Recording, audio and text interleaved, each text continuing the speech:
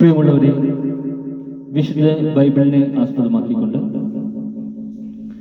ഞങ്ങൾ സംപ്രേഷണം ചെയ്യുന്ന ഒരു ചാനലാണ് ബൈബിൾ വചനങ്ങൾ എന്ന ഈ ചാനലിൽ കൂടി വിശുദ്ധ ബൈബിളിലെ പഴയ നിയമത്തിലെ ഉൽപ്പത്തി പുസ്തകം മുതൽ പുതിയ നിയമത്തിലെ വെളിപ്പാടിന്റെ പുസ്തകം വരെയുള്ള എല്ലാ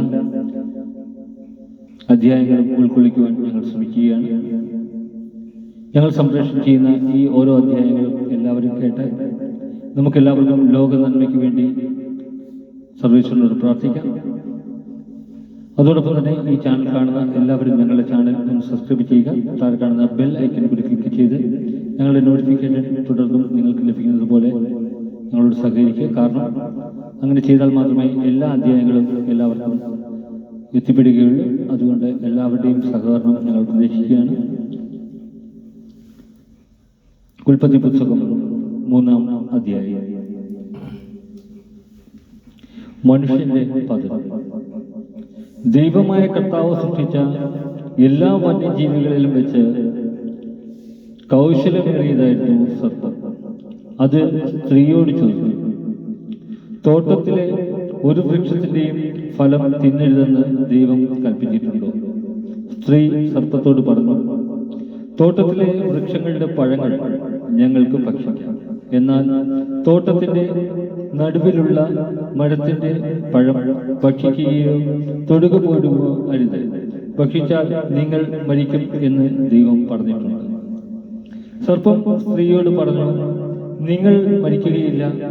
അത് തിന്നുന്ന ദിവസം നിങ്ങളുടെ കണ്ണുകൾ തുറക്കുമെന്നും നന്മയും തിന്മയും അറിഞ്ഞ് നിങ്ങൾ ദൈവത്തെ പോലെ ആകുമെന്നും ദൈവത്തിനറിയാം.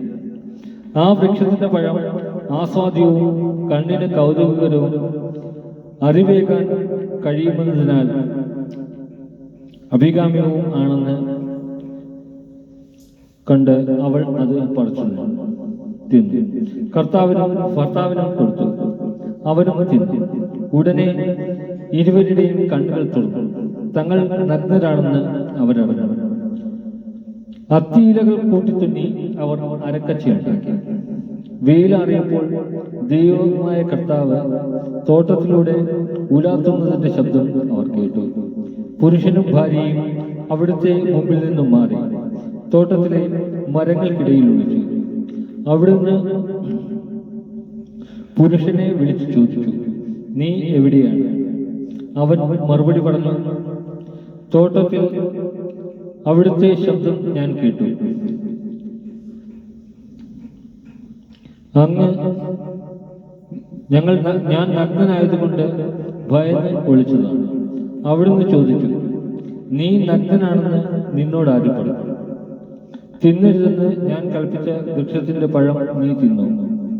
അവൻ പറഞ്ഞു, അങ്ങ് എനിക്ക് കൂട്ടിന് തന്ന സ്ത്രീ ആ മരത്തിന്റെ പഴം എനിക്ക് തന്നു, ഞാൻ അത് തിന്നു. ദൈവമായ കർത്താവ് സ്ത്രീയോട് ചോദിച്ചു, നീ എന്താണ് ഈ ചെയ്തത്? അവൾ പറഞ്ഞു, സർപ്പം എന്നെ വഞ്ചിച്ചു, ഞാൻ പഴം തിന്നു.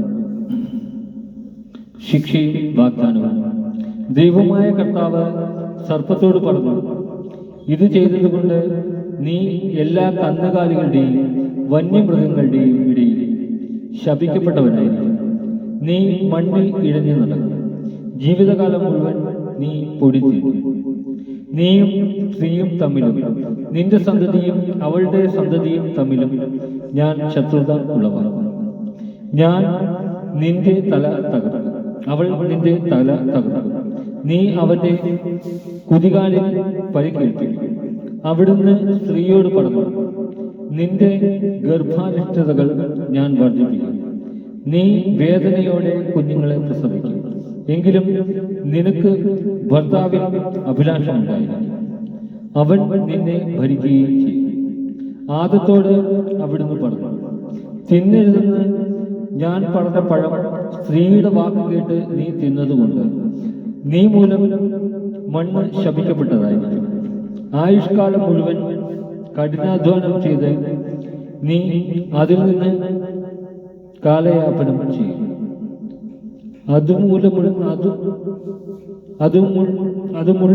മുള്ളും ചെടികളും നിനക്കായി മുളപ്പിക്കും.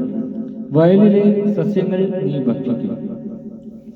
മണ്ണിൽ നിന്ന് എടുക്കപ്പെട്ട നീ മണ്ണിനോട് ചേരുന്നത് വരെ നെറ്റിയിലെ വിയർപ്പ് കൊണ്ട് ഭക്ഷണം സമ്പാദിക്കും. നീ പൊടിയാണ്, പൊടിയിലേക്ക് തന്നെ നീ മടങ്ങും. ആദം ഭാര്യയെ ഹൗവ എന്ന് വിളിച്ചു, കാരണം അവൾ ജീവനുള്ളവരുടെ എല്ലാം മാതാവാണ്. ദൈവമായ കർത്താവ് തോലുകൊണ്ട് ഉടയാട ഉണ്ടാക്കി ആദത്തെയും അവന്റെ ഭാര്യയെയും ധരിപ്പിച്ചു.